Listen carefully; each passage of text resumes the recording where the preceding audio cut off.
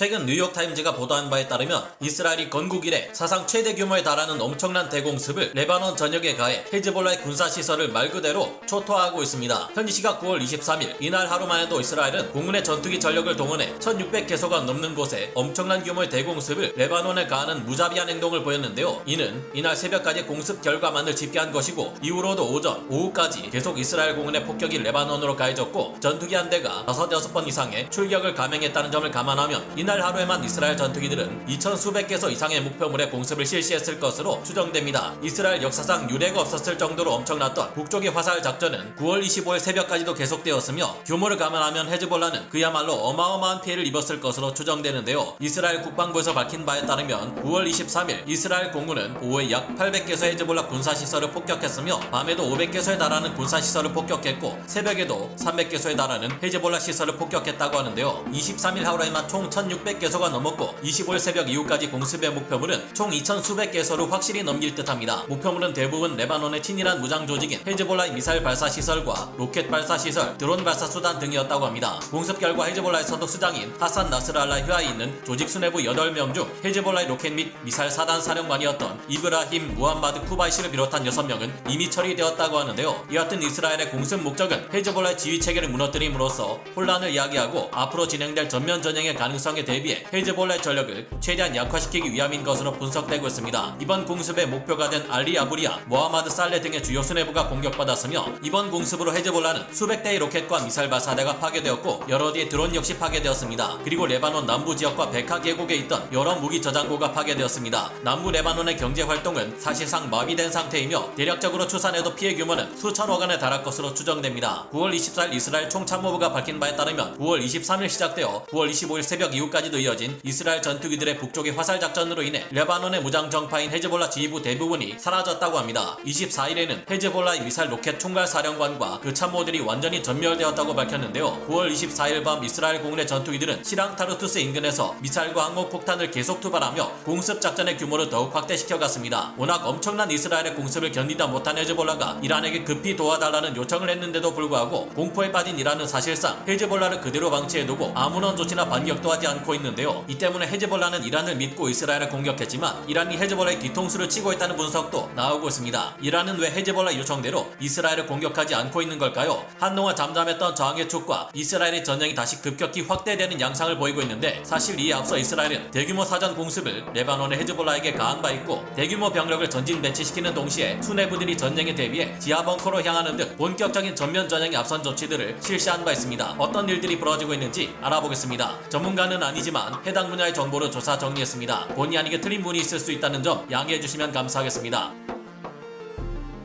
이스라엘 국방부 대변인 다니엘 하가리 소장이 밝힌 바에 따르면 그야말로 헤즈볼라를 초토화시켜버린 이번 이스라엘군의 북쪽의 화살 작전은 원래 엄청난 대규모 전력을 투입해 가급적 짧은 기간 내에 끝낼 예정이라고 합니다. 그러나 한편으로 장기간 공습을 실시하기 위한 준비도 이스라엘은 하고 있으며 작전 목표가 완료되기 전까지 이스라엘은 공습을 멈추지 않을 것이라 말했습니다. 지도부가 모두 사라져버린 헤즈볼라는 주요 거점과 군사시설들이 대부분 파괴되어 버렸고 이 때문에 급히 이란의 지원을 요청했는데요. 악시오스를 비롯한 여러 언론 보도가 현지 시각 9월 24일 여러 정보기관 관계자를 인용해 전한 소식에 따르면 이란은 헤즈볼라의 지원 요청을 딱 잘라 거절했다고 합니다. 23일부터 헤즈볼라는 이란에게 전쟁에 참전해 줄 것과 이스라엘 본토에 반격을 가해달라는 요청을 여러 번이나 했다고 하는데요. 하지만 이란의 군통수권을 쥐고 있는 최고 지도자 알리 하메네이는 사실상 레바논의 이런 요청을 모두 외면하고 있습니다. 게다가 얼마 전 당선된 마수드 페제키시안 이란 대통령은 유엔 총회에 참석하고 있는 중이라 이스라엘을 공격하는 것과 같은 민감한 사안에 대한 결정을 내리기는 적절한 시점이 아니라는 말만 전했는데요. 아무래도 지난번 하마스의 최고 지도자인 이스마일 하니에가 이란에서 이스라엘의 공습을 받았다는 점, 언제든지 이스라엘의 F-35와 같은 스텔스 전투기나 강력한 공군 전력을 동원해 알리 하메네이까지 노릴 수 있다는 점에 겁을 먹고 있는 것 같다는 군사 전문가들의 분석이 이어지고 있습니다. 이란이 앞으로도 헤즈볼라에 대한 이스라엘의 공격을 방관하기만 할 경우 이스라엘 지상군은 머지않아 리타니강 이남의 헤즈볼라 거점을 대부분 장악하고 헤즈볼라는 괴멸에 가까운 피해를 입게 될 가능성이 높은 상황입니다. 이스라엘군이 밝힌 바에 따르면 헤즈볼라는 이스라엘군이 자신들을 공격하기 어렵게 만들기 위해 민간 주택과 상점에 로켓 발사대를 설치하는 비열한 모습을 보였는데요. 이 때문에 이스라엘군은 공습작전을 시작하기 전 헤즈볼라의 군사시설이나 탄약고, 무기시설 등을 폭격할 것이니 주위에 이런 시설이 있다면 안전한 곳으로 대피하라는 경고 문자 메시지를 보냈다고 합니다. 문제는 이런 경고를 했음에도 헤즈볼라가 떠나지 못하도록 위협한 탓에 용기를 내지 못해 대피하지 못한 주민들이 많았다는 것입니다. 지난 8월에만 해도 상대적으로 잠잠했던 중동 상황이 이렇게 급변하기까지 많은 사건이 있었는데요. 이스라엘의 사전 준비 정황을 살펴보면 소름이 끼칠 정도인데 이번 공습작전 이전에 어떤 일들이 있었는지 살펴보겠습니다.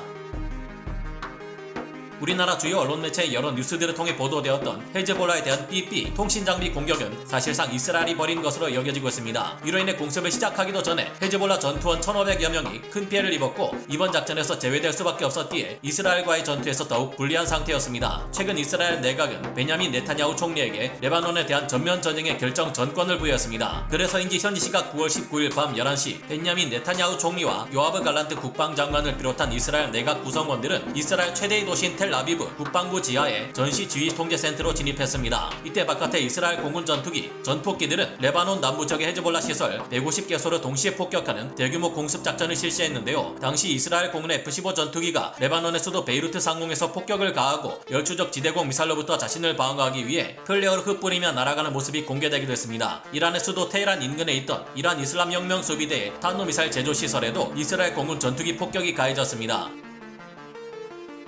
2천 수백 개소가 넘는 헤즈볼라의 목표물을 파괴한 이스라엘군의 북쪽의 화살 작전은 본격적인 전면 전쟁에 앞선 사전 조치였을 뿐인데요. 9월 19일 23시 15분 이스라엘 북부사령부와 민방위 사령부는 북부사령부 관할 구역 전체의 민간인들에게 방공호로 대피하라고 전했습니다. 그리고 별도의 해제령이 있기 전까지는 반드시 방공호 안이나 방공호와 가까운 곳에서 대기하라는 메시지를 전했는데요. 동시에 이날 레바논에 주둔하고 있던 UN 평화유지군에게도 활동 중인 모든 부대원과 직원들에게 방공호로 들어가 대기하라는 심상치 않은 메시지를 보냈습니다. 그리고 최소 3개 사단을 넘어서는 대규모 이스라엘 지상군 병력이 레바논과의 국경선 일대에 배치되어 언제든지 전면 침공 작전을 실시할 수 있도록 대기 중인 상태이며 이후로도 추가 여단을 편성하는 등 지상군 전력이 계속 증강 배치되고 있습니다. 우리 곧인 이스라엘 북부사령관은 현재 여러 매체들과 인터뷰를 통해 이스라엘군이 최대한 빨리 레바논 국경의 안보 상황을 바꿔놓기로 결정했다고 전했는데요. 이는 그동안 여러 번 밝혀왔듯이 레바논 국경지대에 자리 잡고 있는 헤즈볼라 병력들을 리타니강 이북 지역으로 물러나게 하는 것입니다. 최근 채널 12의 보도에 따르면 헤즈볼라는 성명을 통해 이스라엘과의 전쟁에 공식적으로 참전할 것을 선언했습니다. 하마스, 예멘의 후티 반군, 이란 등 장외축 세력들은 일제히 이스라엘의 레바논 공습을 비난하는 성명을 내고 이번 공습을 전쟁 범죄라 칭하며 곧 보복 공격을 가할 것이라 발표했습니다. 이스라엘 역시 레바논 국경 근처에 대규모 병력을 배치한 상태이며 이스라엘은 레바논으로 지상군을 투입해 침공을 감행할 가능성도 시사했는데요. 9월 26일 밤 이스라엘 보안 내각은 네타냐후 총리와 요아브 갈란트 국방부 장관에게 레바논 남으로 지상군을 침공시키는 작전을 승인해달라는 요청을 할 예정입니다.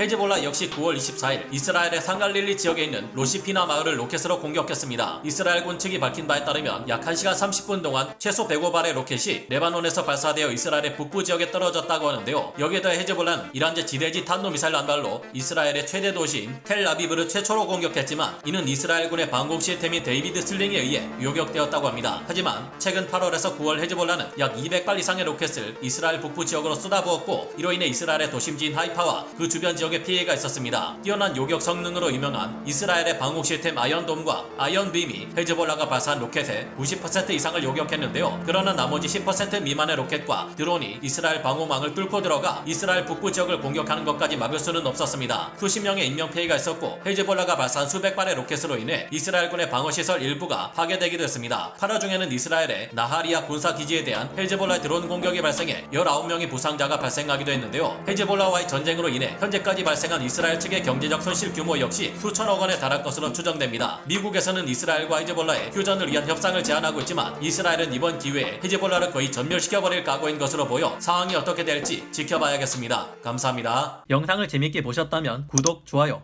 알림 설정 부탁드리겠습니다.